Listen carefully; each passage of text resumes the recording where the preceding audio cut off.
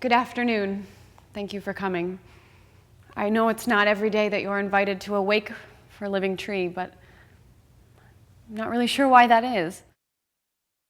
Spanning political, geographical, and ethno-cultural borders, trees have played a prominent role in the mythology and folklores of cultures around the world. Generations of religious texts, ceremonial rituals, artwork, and literature have long illustrated a spiritual connection between humans and trees. Trees as a metaphor for strength, growth, longevity, mortality, renewal, fertility, and even the artistic process persist throughout history and across cultures. Today, I ask you to come with me, to see the trees as I do, if even just for today. Trees have often been considered to be sacred and to possess healing and protective properties. In Britain, it was said that a nail driven into an old oak tree would cure a toothache. In parts of southern India, it was believed that driving a nail into a tree would keep the demons inside. In Wales, an old superstition holds that if you rub a piece of oak on your left hand in silence on Midsummer's Day, the oak will heal your sores.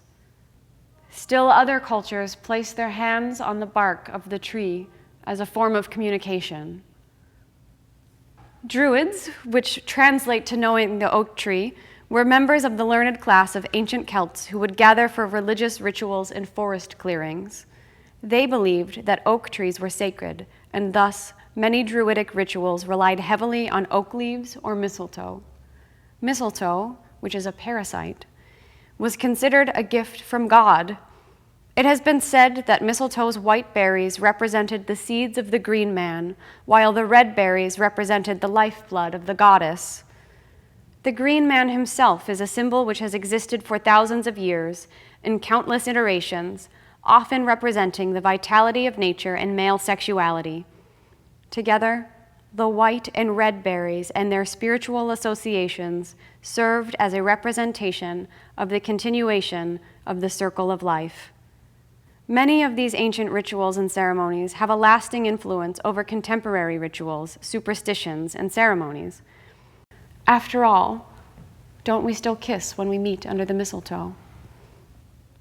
Throughout history, humans have felt compelled to refer to the trees with the vocabulary of human anatomy, and we speak of communicating to trees as though they are perfectly capable of speaking back.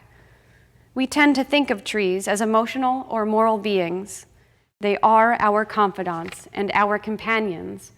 At times, we describe the wood of the tree as flesh, the bark of the tree as skin, the branches as limbs or arms. Perhaps then it shouldn't come as a surprise that symbolic marriages between trees and individuals have been recorded by observers and scholars throughout history. These commitment ceremonies were said to have occurred amongst the Sioux Indians of North America and Indians in Punjab and Himalayan regions of southern Asia. Sometimes these marriages served as a commitment to the earth or to Mother Nature. Modern scholarship, however, suggests that the practice of men and women marrying trees in southern Asia was tied more to the need to navigate difficult social situations. It was considered bad luck to marry a second or fourth spouse. As a result, men would marry trees to protect their bride. They would damn the tree rather than their love.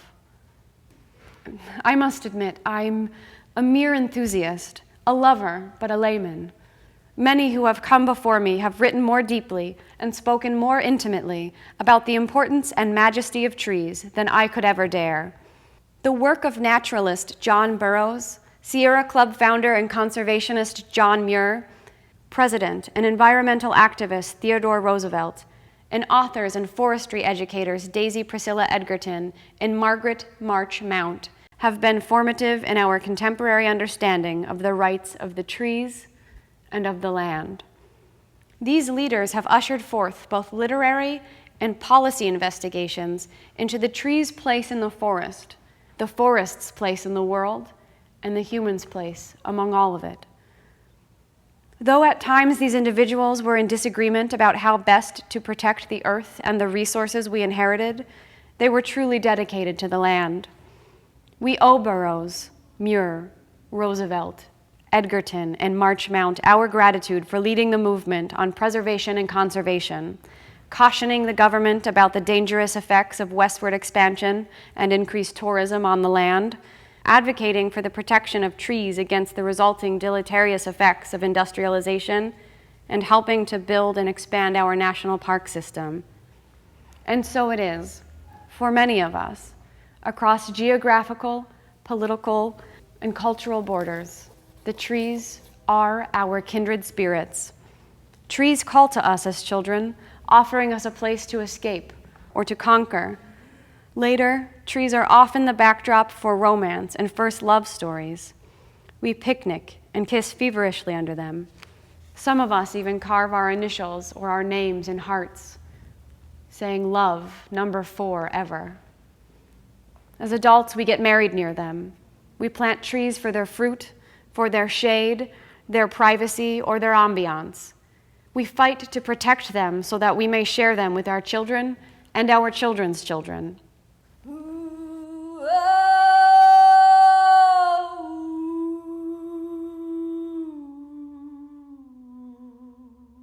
We are all here for the trees. We are here to say thank you, as we would thank any good friend who has left this mortal earth.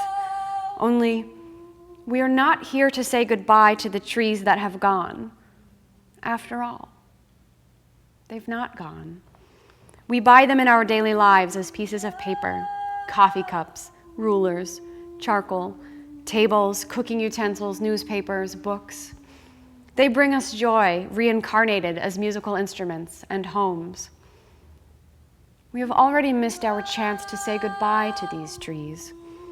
Those trees whose lives we have interfered with, ended early, or otherwise manipulated into a commercial and material gain, no matter how beautiful, no matter how necessary. No, we are not here to mourn the trees already cut down and commodified. Rather, we are here to celebrate the trees who are still among us, and to pledge to these trees which give us clean air, oxygen, shade, companionship, and scenery, that they will not die in vain. We are here to celebrate the life of these living trees and these friends, to pay tribute to them so that they may know that we are grateful, so we may apologize for what we must take, so that we may honor these gentle creatures that live among us and who give us their entire lives. O congregation, what do you consider this tree's life to have been? Was it good? I think it was. And to my beloved, may you be a home, or a poem, or a thesis on poems. May you be a mother, a brother, a sister. Whatever you may be, or whatever you may become, may you be understood, and may you be given the respect all of the days of your life.